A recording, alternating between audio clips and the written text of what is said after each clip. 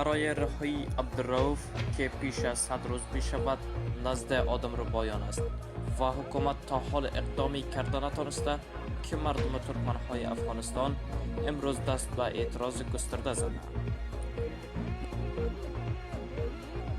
معترضین ولایت بلخ و ولایت‌های شمالی کشور به خاطر آزادی عبدالرؤوف 9 ساله پیش از 10,000 نفر به مزار شریف آمده و نهادهای امنیتی را بی‌کفایت می‌دانند. دولت یک سرنخ پیدا کنه. تا هنوز در 3 ماه از 100 روز گذشت یک سرنخ پیدا کرده نتونه. اینا چی از جامعه؟ اما از طرف دولت بر ما معلوم نشده، از طرف طالب‌ها بر ما معلوم شده. نامه‌هاش نمیگیرم، نامه‌هاش برتان نمیگیرم. یکیش نامش میگیرم که به نام حلای بود.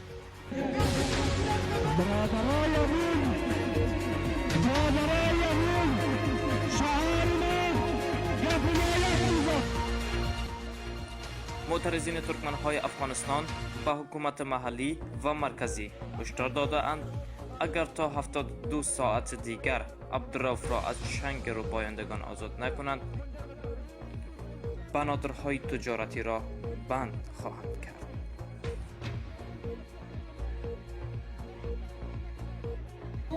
اینجا با جمعیت هزار نفر امروز خیمه تحصنی که بود امروز به مظاهره شروع کردیم. مانده میشه انشالله 72 ساعت به دولت مرکزی ما خبر دادیم. امروز او خوانده میشه در مقابل مطبوعات. انشالله بعد از او در تمام ولایات ما اینمی حرکت های خود میکنیم. تنها یک ولایت نیست، تنها ولایت بلخ نیست، در تمام ولایت های شمال. امروز تظاهرات عظیم و گسترده در شهر مزار شریف برگزار گردید. دی تظاهرات و اعتراضات از ولایت فاریاب، ولایت جوزجان، ولایت بلخ تا ولایت قندوز سمنگان اشتراک کرده بودند و در حدود تخمین بیشتر از 15,000 نفر اشتراک کرده. شما شاهد صحنه بودید. مدت 72 ساعت وقت داده شد برای دولت مرکزی و محلی. در دمی مدت 72 ساعت اگر عبدالرؤوف جان را به آغوش پدر و مادرش باز نگردانه، تصمیم قوم ها، علما، روحانیون، محسن سفیدان، جوانان ما بیخی احساساتشان به جوش آمده بود. تصمیم دارن که بندرهای آقینه و حیرتان و تا بتانن شیرخان بندر را برای ترافیک مسدود نمایند. خانواده و نزدیک این کودک میگویند بی‌توجهی حکومت و مسئولین امنیتی سبب شده است که از مخالفین دولت دست به کمک بزند.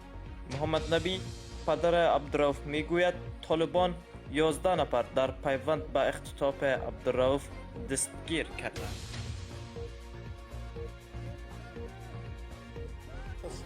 کدام گپی نیست، سرنخ نیست، هیچ چیز نیست. اگر کدام سرنخ پیدا می شد از طرف دولت، ما چی ضرور بود که طرف طالب می رفتیم. پیوند به این موضوع 11 نفر دستگیر کردن. ما همین تحسین برپا کردیم و به خاطر چی در شهرها در بازارها ما برآمدیم. همه دنیا از این گپ خبر شده.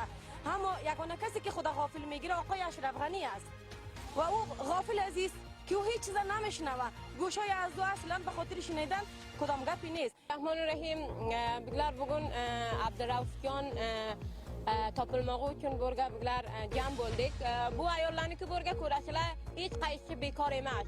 همش وجدان آیلش با فامیله با برگه کیگن صرف به خاطر بو کیگن که باید عبدالرؤوف تاپل شد. بگون بلر همه بیاره عبدالرؤوف جان چین جمع بولدک. 3 aydan ko'p bo'ldi. 3 aydan ko'p bo'ldi Abdulrahimjon ham chun tapilan yo'q. Nashamon tapilan yo'qlar. اگر اشتر افغانی یک چیز از دستش نمیاد چوکی را باید اعلام کنه، باید رها کنه. هیچ رقم اشتر افغانی است. تعداد ما در فریاد ما هیچ رسیده نمیتونه. هیچ رقم یک چی اشتر افغانی است. اگر تعداد ما رسیده نمیتونه چوکی را اعلام کنه. چی رقم بی غیرت بوده یک طفل 9 ساله را پیدا کرده نمیتونه. آیا دلش نمیسوزه؟ آیا وضعیت ما را فعلا آمده یک ندیده؟ ما در چی وضعیت هستیم؟ فعلا یک طفل 9 ساله تعمیر نمیبینه چی مشکور است. آیا شبخانه ببریم کورش تداوی کنیم.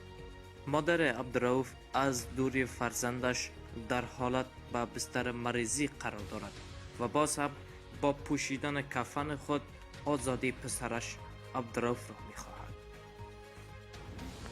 3 روز پیش عبدالرؤف جان تصویرهایی آمد و صداهای عبدالرؤف جان را ثبت کرده و بانمون کرده بودند. ما اینو به خاطر رهایی عبدالرؤف جان، یا رهایی عبدالرؤف جان یا مرگ است بر ما.